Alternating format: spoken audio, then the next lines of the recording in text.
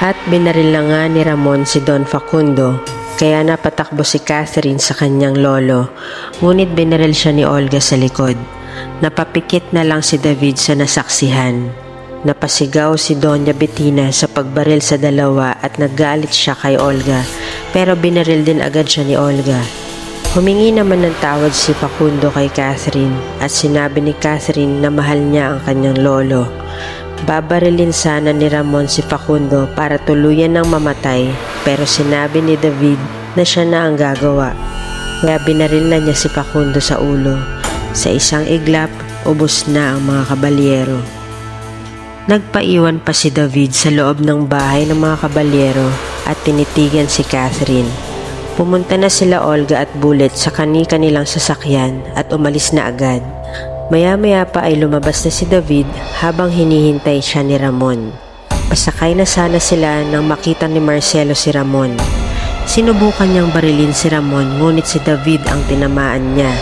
Binaril din agad ni Ramon si Marcelo, pagkatapos ay nilapitan niya ito para gilitan ng leeg at umalis na din sila agad.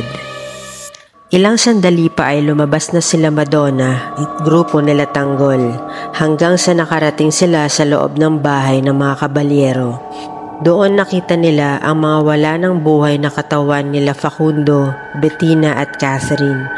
Tinitigan ni Tanggol si Catherine at napansin iyon ni Teng. Kaya tinanong ni Teng kung kilala niya si Catherine.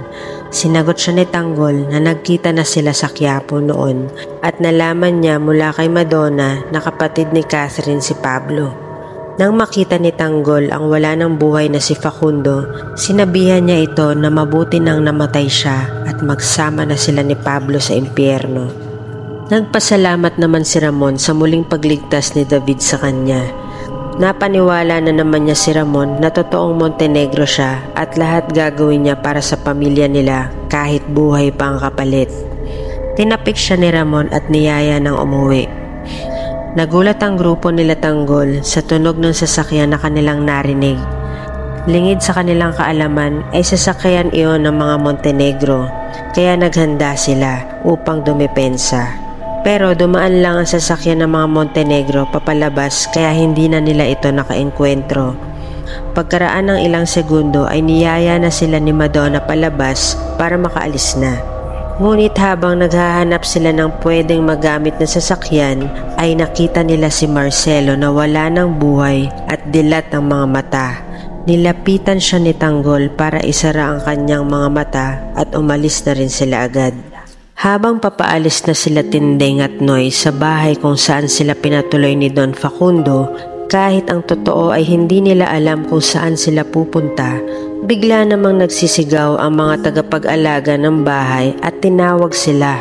Sinabi sa kanila ang masamang balita na namasakir ang mga kabalyero at walang natira ni isa sa kanila. Sobrang gulat nila Tindeng at Noy kaya hindi muna sila umalis. Umupo sila sa isang tabi at talaga namang naghihinagpis sa nangyari.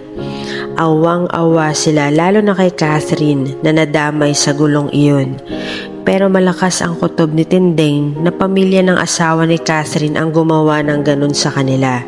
Sa takot ni Noy na baka abutan sila doon ng mga kalaban ng mga kabalyero at madamay pa, niyaya na niya si Tindeng na umalis.